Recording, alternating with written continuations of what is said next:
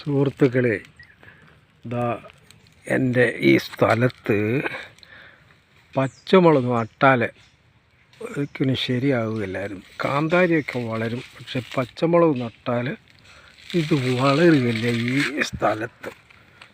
കാരണം എടുത്തിട്ട മണ്ണ് മാറ്റിയ ഭാഗമൊക്കെ ഉണ്ട്. അങ്ങനെ ഉറച്ച തറയാണ്. മാത്രമല്ല ഈ ഓക്സിജൻ വായു അധികം കടക്കാത്ത മണ്ണാണിത്.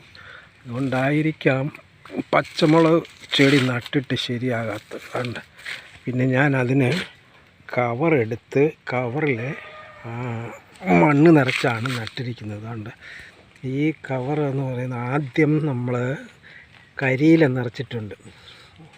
കരിയില നിറച്ചിട്ടാണ് പിന്നെ മണ്ണ് അതിൽ നിറയ്ക്കുന്നത്.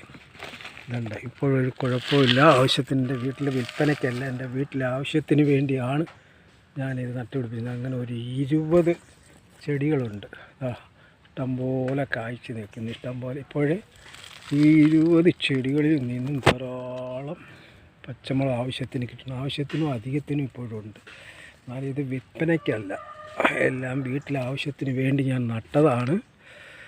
ഇത് ഒരു കായ് കഴിഞ്ഞപ്പോൾ ഇത് മുരടിച്ച് തുടങ്ങി. അപ്പോൾ പൂക്കളും ഇല്ല, പച്ചമുളകും ഉണ്ടാകുന്നില്ല. അങ്ങനെ വന്നപ്പോൾ അതിന് പ്രതിവിധിയായി ഞാൻ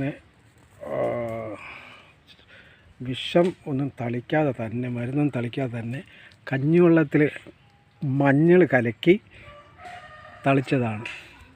അപ്പോൾ ആ മുരടിപ്പെല്ലാം മാറി ഇപ്പോൾ പുതിയ പൂ വന്ന് അതിൻ്റെ മുളകാണ് ഇപ്പോൾ കായ്ച്ച് നിൽക്കുന്നത്. ധാരാളം മുളകുണ്ട്. ഇത് ചെറിയ ചെടിയാണെങ്കിലും കണ്ടോ, ധാരാളം മുളകുണ്ട് ഇതിൽ.